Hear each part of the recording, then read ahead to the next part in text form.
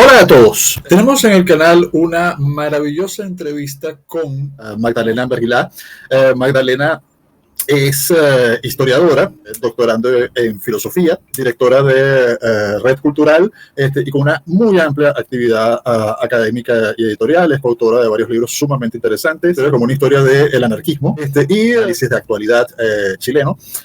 Como nuestro octubre rojo, refiriéndose al mal llamado estallido chileno, y una persona extremadamente activa en redes sociales, en los medios de comunicación en Chile, y una intelectual de gran valía, y queremos entrevistarla sobre una de sus áreas más importantes de especialización como historiadora, que es el periodo victoriano, eduardiano de la historia británica, la Revolución Industrial, el periodo que construyó el mundo moderno. Bien, ¿de qué trató esta entrevista? ¿Cuáles fueron las preguntas? ¿Qué fue lo que conversamos? ¿Por qué se recomiendo especialmente verla completa? Pues veamos algunos fragmentos que probablemente despierten su interés hacia la entrevista. Pero antes de seguir adelante, no olvide suscribirse al canal si le gustan nuestros contenidos. Darnos like para que recomiende YouTube los contenidos, y lo más importante, si quiere contribuir con que creemos cada vez más y mejores contenidos, suscríbase a nuestro Patreon aquí abajo desde $3 mensual. Y procedemos con la entrevista. Por el lado de las ideas y de la filosofía, por ejemplo, en el siglo XVI y XVII, gran parte de las ideas que se desarrollan en la Ilustración escocesa existen en la Escuela de Salamanca, tanto en España como en Portugal. Y en algunos aspectos, sobre todo en el aspecto de la economía, llegan a tener desarrollos más importantes que no vuelven a alcanzarse sino hasta el surgimiento del marginalismo, hasta el surgimiento de Jevons, Walras, Menger. O sea, la cultura española pasa a ser una de las culturas más innovadoras, más abiertas a la innovación, con un enorme desarrollo bancario y financiero. Los bancos de Sevilla eran los grandes bancos de Europa en cierto momento, con un imperio colonial más grande que el imperio británico, con el monopolio del comercio con China, con el monopolio de la plata, que era las minas del Potosí, las cuales solamente lograron explotar a esa escala por innovaciones tecnológicas de españoles. Bueno, o sea, España no logra desarrollar su decadencia. Las tecnologías de las que estamos hablando ya existían, y se usaban y tenían desarrollo tecnológico, el vapor, por ejemplo, desarrollo tecnológico importante en los imperios helenísticos, después de Alejandro, pero no a nivel industrial. Hay desarrollos industriales muy importantes, pero básicamente con viento y agua, en el Imperio Romano, que tienen una escala de industrialización en cierto punto, que no vuelve a ser vista, sino hasta bastante avanzada la Revolución Industrial. Y por eso yo te preguntaba, ¿por qué todo confluye justamente en el Reino Unido? Y justamente en ese momento, porque todas las piezas parecen haber estado dando vueltas durante muchísimo tiempo en la historia. Te agrego a esos comentarios que me puedes responder una pregunta importante. El shock que representó para la política de lo que es Inglaterra y lo que es el Reino Unido, la independencia de los Estados Unidos, el hecho de haber sido derrotados en una guerra por sus colonos, el hecho de que el poderosísimo imperio británico, la marina británica, que en ese momento ya es la gran marina de Occidente, y el ejército británico está considerado uno de los mejores ejércitos de Europa, se ha derrotado por unas milicias coloniales, y se vea obligado a conceder la independencia, lo cual hicieron con mucha habilidad política. Representa un shock gigantesco.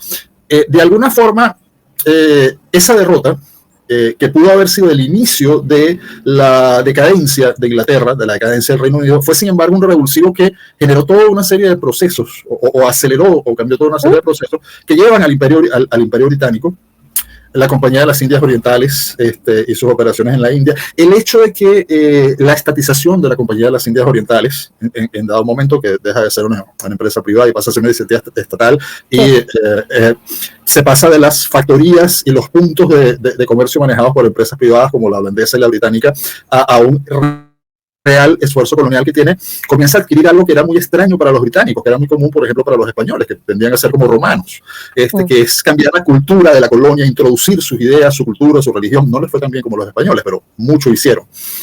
Entonces, ¿podrías profundizar en por qué en ese momento? Porque es uno de los grandes puntos que a quien le interesa realmente la historia es absolutamente fascinante, porque pareciera que pudo haber pasado. Eso suena como a novela de reconstruir la historia en cualquier otro momento, en cualquier otro lugar, pero sucedió justamente ahí, y en esa posición de ventaja que los británicos lograron mantener durante más de 50 años antes de que la Alemania unificada comenzara a tener desarrollos industriales impresionantes.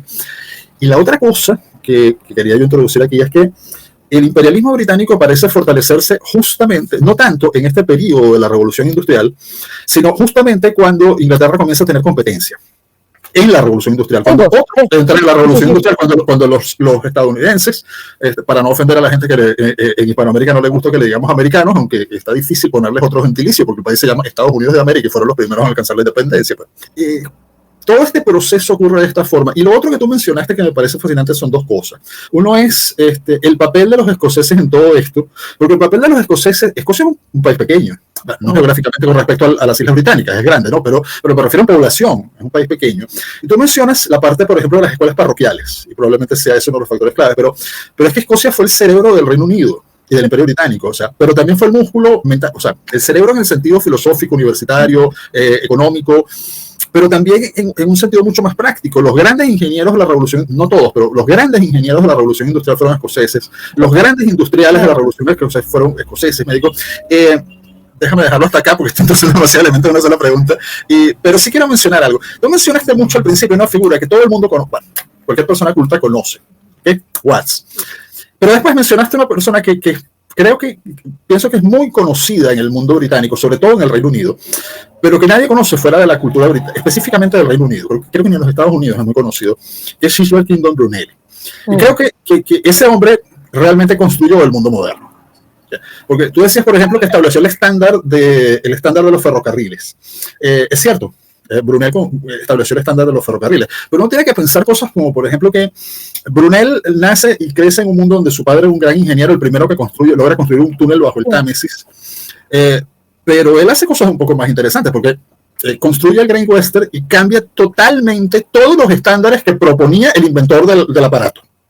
Y propone estándares mucho más eficientes. Es el hombre que construyó más puentes y más túneles de ferrocarril en la historia de la humanidad. O sea, como ingeniero. Es el creador de la compañía Great Western que derrota comercialmente como empresa de ferrocarriles a quien inventó el ferrocarril. Crea el primer barco de vapor transatlántico que resultó un fracaso comercial pero un enorme éxito tecnológico y gracias al cual se logra tender por primera vez un cable de telégrafo. Caramba, Brunel es un hombre que cuando era joven estudiaba ingeniería con su padre, porque no se estudiaba ingeniería en la universidad, vivía en un mundo donde la gente se desplazaba a caballo. ¿Sí? ¿Okay? Y cuando ya era un hombre de cierta edad, pero todavía relativamente joven, un barco que era inimaginable, con un sistema de ferrocarriles que era inimaginable apenas 10 años antes, creaba un nuevo mundo en el cual se podían enviar mensajes telegráficos entre el Reino Unido y los Estados Unidos de América. Esto en su momento fue mucho más impresionante que lo que ha sido, por ejemplo, toda la revolución tecnológica que nosotros hemos vivido, que nos ha pasado. De no tener esto con lo que estamos hablando a una generación que piensa que esto existía en el Imperio Romano. Entonces, ¿por qué entonces? ¿Por qué justamente ahí en ese momento empieza esa gigantesca explosión y se desarrolla a esa velocidad? Ahora, más allá de eso, lo anglosajón en Latinoamérica tuvo presencia y tiene presencia, y la tuvo siempre desde el comercio. Los anglosajones, y no solo, y en particular los escoceses, manejaron el imperio británico en todas partes, incluido donde habían compañías que no eran legales, digámoslo así, pero el comercio va a ser, donde entra el comercio no entran las balas. Y básicamente los británicos van a entrar haciendo negocio, van a construir los ferrocarriles en todas partes, en Latinoamérica también, y la influencia británica yo creo que es mucho más profunda de lo que la gente realmente dimensiona. Acá, y para nosotros va a ser tremendamente importante porque la figura de Cochrane, entre otras cosas, va a ser el que va a fundar y va a ponerse al servicio para, después de la independencia, para formar la Armada. Nuestra Armada es muy británica, y sin duda eso hasta el día de hoy alimenta un ethos, un modo de ser, porque el británico no es solo comerciante, lo es, sino que también tiene ese concepto de la caballerosidad, del ethos de lo formal, que obviamente se va a plasmar, digamos, en la educación, esa idea de educar para caballeros. Los colegios británicos en Chile van a tener ese énfasis en particular. Ahora, ingleses va a haber en todas partes porque comercio hay en todas partes. Y esa es un poco la razón del por qué van a llegar a esta Hispanoamérica, Latinoamérica posteriormente, y se van a instalar y muchos se van a quedar. Ahora, el gran tema es que no se va a poder producir lo mismo que en Estados Unidos porque es la regulación, y ahí por eso lo que falla no son las personas, no somos el sustrato latinoamericano, sino son las políticas públicas, y básicamente ese énfasis de estatizar, sabiendo en la certeza y en la evidencia que algo funciona y que otras cosas no funcionan, que exista esa soberbia permanente de la nueva generación sintiéndose los elegidos, que crean que ellos, como son los elegidos, van a hacer bien lo que siempre ha funcionado mal. Bueno, amigos, esto ha sido una entrevista realmente extraordinaria con Magdalena Merguilá, historiadora chilena, sobre lo que es la revolución industrial, en particular la revolución industrial británica. Pero lo importante a comprender aquí es que estamos hablando de uno de los periodos en que el mundo cambia en materia de ideas, y esas ideas que traen cambios en la tecnología, en que confluyen en un lugar y en un momento virtuoso de la historia todos los elementos para poder dar un gigantesco salto de avance para la vida humana, para el progreso y la mejora de la vida humana, que hay un enorme crecimiento de la población, y un enorme crecimiento de la riqueza, un enorme crecimiento del estándar de vida, un periodo en el que se crea, se inventa, literalmente se inventa, desde el concepto de tiempo libre al concepto de vacaciones. Nadie jamás tuvo vacaciones antes de la revolución industrial. Hasta conceptos como la literatura popular, la cultura de masas, y no solamente el consumo de masas, ambas cosas van de la mano. El enfrentamiento entre diferentes ideas y corrientes de lo que es la belleza, el mercado del arte, que ya no son los mecenas que son los gobernantes y la iglesia, sino que existe todo un mercado del arte que crea tendencias de literatura. Todo esto, la democracia de masas también, o sea, el crecimiento de la movilidad social ascendente, rápida y descendente, para el caso de anteriores élites, el comercio internacional, el mercado global, los saltos tecnológicos que cambian la vida de las personas en el transcurso de una generación, el hecho de que una persona que cuando era joven solamente conocía un mundo en que lo más rápido era una diligencia manejada por caballo, hacia el final de su vida se comunicara por telégrafo y viajar en ferrocarril y en barco de vapor. Son cambios que solamente podemos dimensionar por su impacto positivo sobre la vida humana y sobre todo el planeta. Si nos quitamos del cerebro todas las tonterías que nos han escrito los intelectuales socialistas de todos los partidos, como habría dicho Hayek, sobre lo que es la revolución industrial, y esta conversación con Magdalena es un gran paso en dirección a quitarse todas esas, disculpen la expresión, cucarachas de la cabeza. Si este resumen despertó su interés, no deje de ver la entrevista completa en el enlace que aparece en este momento en la parte superior de la pantalla. Muchísimas gracias por habernos acompañado. Recuerden, si les gustan nuestros contenidos, denos like. Los likes son muy importantes para el algoritmo de YouTube. Suscríbanse al canal y, más importante todavía, pueden apoyarnos en nuestro Patreon aquí abajo, contribuyendo con el crecimiento de este canal. Le damos muchas las gracias a Magdalena y nos estaremos viendo en el próximo video.